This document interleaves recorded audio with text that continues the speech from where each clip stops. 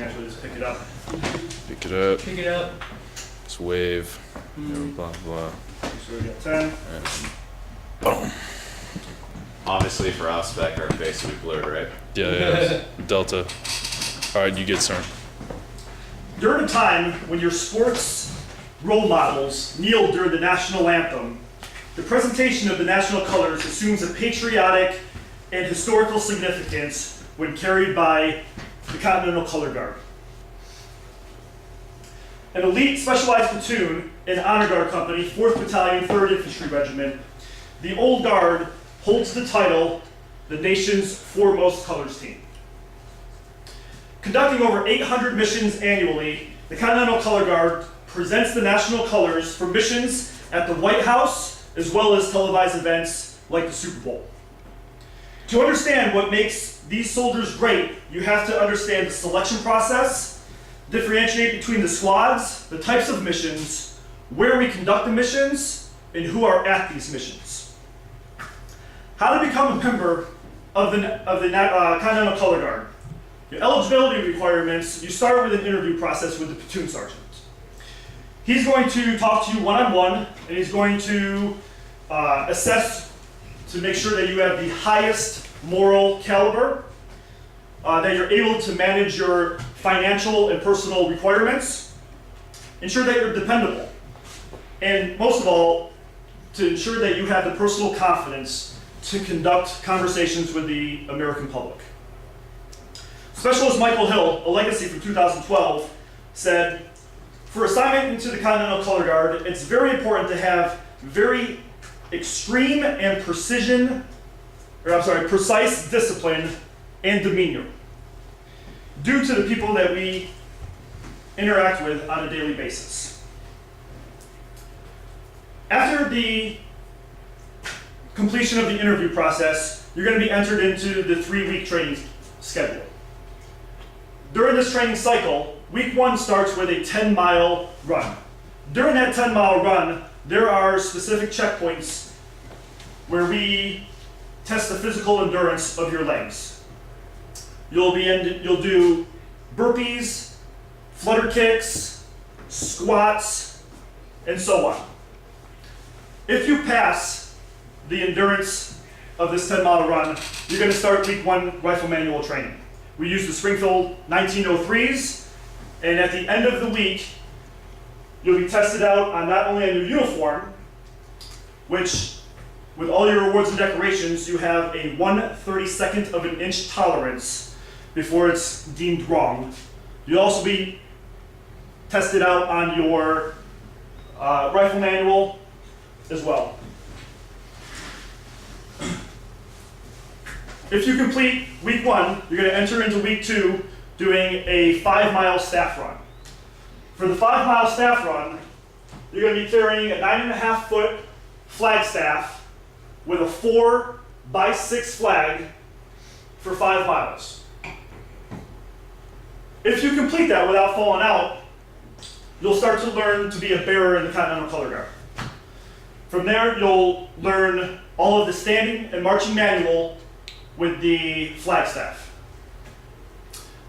On Friday at the end of the week, you'll be tested out once again, not only on your standing manual with the flag, but also you'll do a 90-minute personal color stand, which you'll stand at the position of attention with the personal colors at right shoulder arms, and you will not be able to move for 90 minutes. If you successfully complete that, you'll move on to week 3 of the training cycle. Week 3 starts Monday morning with a 3-hour proficiency stand. That is going to be conducted in a climate-controlled room, which is anywhere between 95 and 98 degrees with 95% humidity. The standards for that is you will not move. You have to remain at a rigid position of attention. And if at any time you move, take a step, or fall down, you'll be removed from the training cycle. If you pass the 3-hour stand, you'll start week 3 sequence training, where you'll start to learn the different missions that we do within the Continental Color Guard. People ask why our training cycle is so rigorous. It's because we need to make sure that we find the most physically fit soldiers that we can find to perform missions. There's no backup when we go out and do our missions. If anyone falls down or falls out of a mission, there's the potential for the American flag to touch the ground. And to an American soldier, that still means something. Upon completion of the training cycle, you'll either be initiated as a full member or you'll be on 90 days probation. If you're a full member, that means you've completed all test outs, scoring 90% or higher. You displayed all the required attributes that we've spoken about during the interview process, and you perform to exceptional standards. All right? Those that are on 90 days probation, you've tested out and met all the physical requirements to the standard, and during all test outs you scored a passing grade, but under 90%. Also making it into the platoon, you're placed into either the Joint Armed Forces Color Guard or the Colonial Color Guard. The Joint Armed Forces Color Guard is an 8-man team consisting of 3 U.S. Army, 2 Marines, 1 Navy, 1 Air Force, and 1 Coast Guard. They meet the minimal height requirements for the Continental Color Guard, which is 6 feet, and they wear their service uniforms. The Colonial Color Guard is a 4 or 5-man team consisting of all Army personnel. They wear the 1784 colonial uniform, which was designed by then General George Washington, and the height requirements are the top 10 tallest people within the platoon. They do conduct a variety of missions to include all of the missions that the Joint Armed Forces Color Guard conducts. The Continental Color Guard has conducted 872 missions in the fiscal year 2016. Some of these missions are a color shot, which means the soldiers present the colors for the national anthem, and once the national anthem is complete, they leave. Other missions that we conduct are Department of the Army retirements, Special General Officer and General Officer retirements, parades, wreaths, arrivals for foreign heads of state, reviews for foreign general officers, and of course we do some pageantry by the likes of Twilight Tattoo, Spirit of America, and America's Army. Some of the venues where we conduct our missions are sporting events at the National Hockey League games, Major League Baseball, NBA, NASCAR, and even the NFL, to include the Super Bowl. On the National Mall, we conduct missions at the Lincoln Memorial, Washington and Jefferson Memorial, and the World War II Memorial.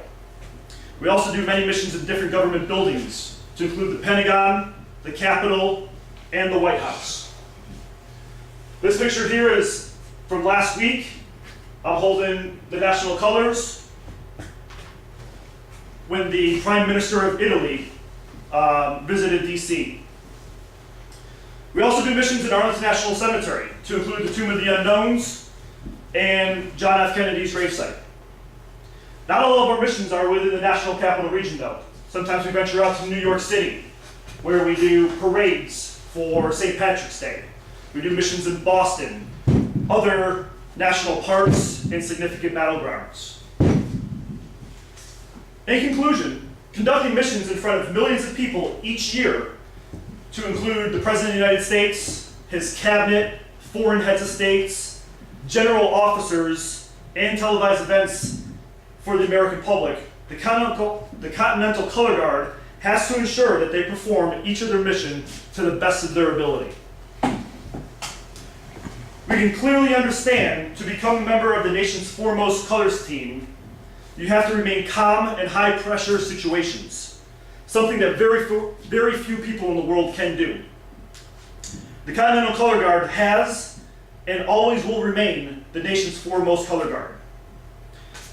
In the course of the past 15 minutes, 32 members continue to master their skills and ensure that every person that sees them execute a mission is impressed with their attention to detail and respect that they have for the nation's greatest symbol, the national colors.